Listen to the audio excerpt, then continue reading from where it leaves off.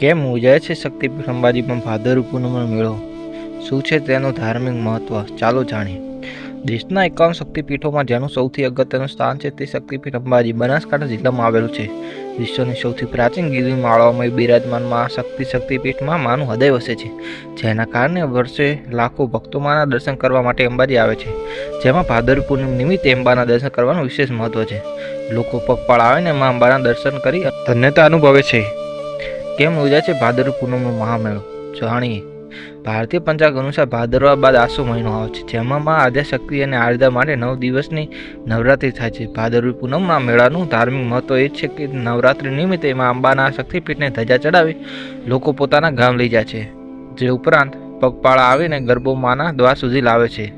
મા અંબાના નવરાત્રિ નિમિત્તે પોતાના ગામ પરત આવવા માટેનું આમંત્રણ આપે છે. વર્ષોથી ચાલી આવતી આ પરંપરાના કારણે ભાદરવી પૂનમ નિમિત્તે અંબાના નવરાત્રિનું આમંત્રણ આપવા માટે અનેક ભાવિક ભક્તો ભાદરવી પૂનમના મહામેળામાં આવીને અંબાના આશીર્વાદ લઈને માને નવરાત્રિ નિમિત્તે પોતાના ગામ આવવાનું આમંત્રણ આપે છે. હવે જોઈએ. લાલ દંડા સંઘે અંબાજીની પગપાળાની શરૂઆત કરી હોવાનું અનુમાન. લાલ દંડા સંઘ પાછળનો ઇતિહાસ પણ જોડાયેલો છે. કહેવાય છે કે વર્ષો અગાઉ અમદાવાદમાં જ્યારે પ્લેગ રોગ ફાટી નીકળ્યો હતો, ત્યારે તાત્કાલિક નગરશેઠ દ્વારા અંબાના બાધા રાખવામાં આવી હતી કે જો શહેરમાંથી પ્લેગ નાબૂદ થઈ જશે તો મા અંબાના દર્શને આવશે. ભાદરવી પૂનમના નગરના બ્રાહ્મણો સંઘ લઈને અંબાના સાનિધ્યમાં આવશે, જેને પગલે વર્ષો પહેલા અમદાવાદથી 5 બ્રાહ્મણો અંબાજી પગપાળા આવ્યા હતા.